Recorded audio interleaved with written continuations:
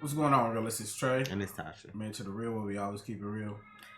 We here for Codename. If y'all been with us for a while, y'all have seen us do videos on Codename before. So if you look at the little, I think it's like the eye, it'll show like the other video for it that we did. But basically, this is a sponsored video by Nehemiah. He's one of our Patreons. He's always supported. His manga. This is his manga that he's doing. Like he does the art, the story, etc. So for those of y'all who are new here, I'm just gonna kind of give the synopsis of what Codename is about. So for the past 1,000 years, a secret government organization has controlled the world. The same organization assigns children at the age of 13 a code name that dictates their personality and who they'll become in life. However, one girl refusing the name assigned to her um, rejects society to follow her own dreams of seeing the world, a world filled with monsters and worse. So now reading this after we watched Black Clover, that's kind of funny because they like getting the name assigned. It made me thinking when they get their books at a certain age, everybody get their books at a certain age or whatever. So that's cool. I know some of these will have like little takeaways from other, animes and stuff like that. So that's cool. I want to say the last video we did, we had just pulled up in what was the name of the place? I know the man name was like Stonewall. His name was Stonewall. I can't think of the name of the place, but they were at a bar and then like some people showed up and there was like a fights that ensued and stuff like that. So today we're talking about like a little summary, chapter 5 through 8. 5, I want to say was the ending of the fight. Mm-hmm. How do I go back to this song? There we go. Oh, let's pull up like this. Yeah. Oh yeah, chapter 5, the nature of the world. If you ended up listening to this like online, or if you bought the physical copies, which I think they have physical copies now on Amazon, he does list that he has a listening playlist, so you can kind of see, I guess, the process of what songs he listens to as he like writes and stuff like that. So that information is on chapter 5 when he started. But yeah, everybody was like busting heads and getting fucked up. They had fucked up the tavern, everything like that. And then I want to say towards the end of the chapter, the man, his name was Stonewall. He woke up. I think that was like the leader of the place, and he was telling Claire like, "Yeah, don't feel sorry for me, cause I ain't always been a good person." Um, I think he said the organization like murdered his son and covered it up. So instead of like getting revenge, he just kind of made the excuse that no, I gotta not take revenge to make sure my people were good or whatever like that. So he was just telling Claire to stay pure and to keep on her journey and all that kind of stuff like that. So when you get to chapter 6, that's volume 2. That's the capital art.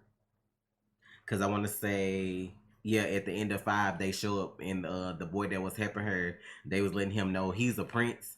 And I think his dad gets bodied or something like that. I'm not sure. I think his dad gets bodied. And then they show up to tell him, like, of course, you got to be like the next in line and stuff like that. He's from Arabar. I do know that's the name of the place he's from, Arabar. And so 6, 7, and 8 kind of go into more detail of the, I guess it's a country, you would call it, the country of Arabar, like who its leaders were and um what happened to their get lineage, them, their family. yeah, stuff like that.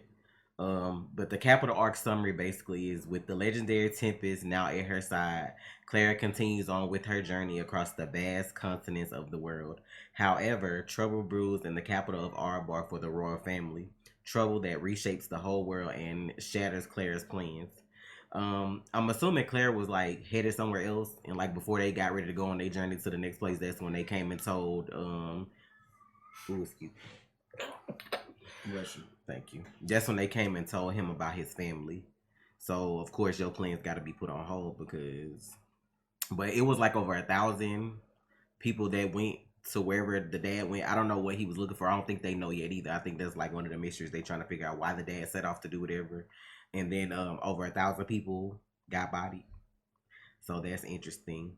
And then for chapter 7, I think you get the secret agents start showing up. They all got like 001, 002. They all got like names like that.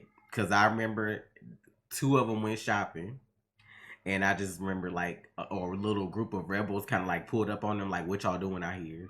like or whatever, and they ended up getting bodied. So Yeah.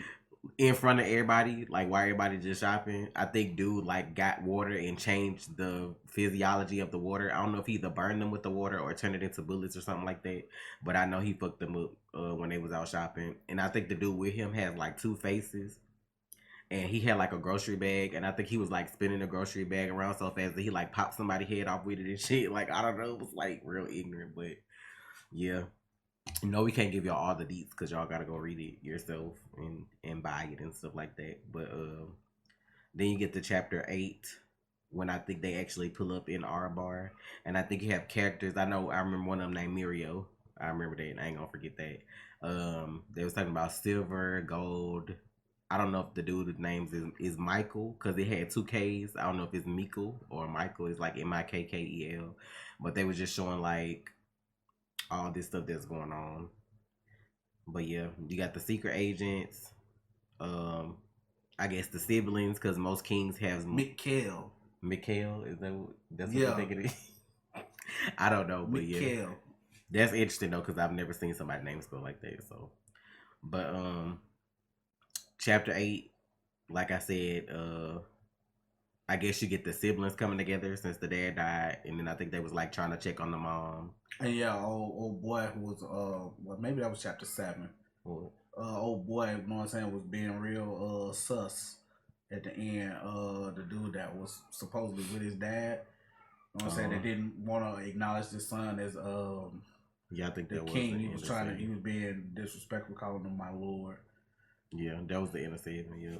And then I think they, like I said, the brothers and sisters kind of get together, chapter 8, because they had a scene where they were like cooking and stuff like that. But like some assassin appears with a sniper, things happen, and yeah, like it's a good story though, because like I could never like try to sit down and make characters and make a story and have abilities and keep up with all that. I've been forgot where my own people from, but but yeah, y'all should definitely check out. Again, the name of the manga is called CODENAME. Like, I thought it was interesting that, like, I think in one of the chapters they mentioned that, like, how we, like when you give birth to your child, you give a child a name. And they were saying like that there was like lore that people used to give their kids names back in the day, but I guess the organization, I don't know who it was that's trying to wipe that out as a thing. Like they used to do that. But for context, just say for instance, it's your 13th birthday and they give you the code name maid, then that means you got to be a maid the rest of your life. Like it's some stuff like that. It's not just like a regular name. Like we know her name Claire, but that's not what it means like that. It means like, oh, you a janitor. Like if your name is janitor, or if you gotta be a warrior, like you gotta go fight even if you don't want to do that. It's like that kind of stuff. So that's interesting because I think I forgot what she wanted to do. I know she wanted to go out and see stuff, but I want to say she did get like a stay at home kind of name.